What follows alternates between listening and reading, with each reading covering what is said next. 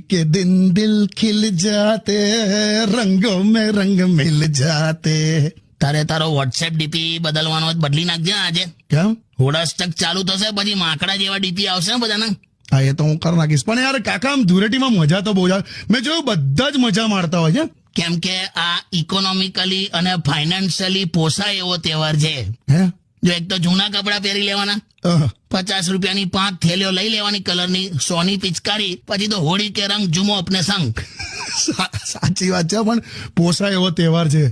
પણ શું ના પોસાય એ હું તને કહી દઉં. હા નાના છોકરાઓ સાંભળી લેજો, રસ્તામાં જતા આવતા લોકો પર ફુગ્ગા મારવાના નહીં. હા એમાં એક્સિડન્ટ થાય છે ખબર છે કાકા? એટલે જ ને, મોટા છોકરાઓ યાદ રાખજો, પોતાનું ગ્રુપ છોડીને ગમે તે ગ્રુપમાં જઈને જે કલર લગાવવાનું ચાલુ કરી દો છો ને એવું ના કરશો. અને ખાસ કરીને છોકરી બોકરીને તો લગાડતા જ નહીં બીજા ગ્રુપની.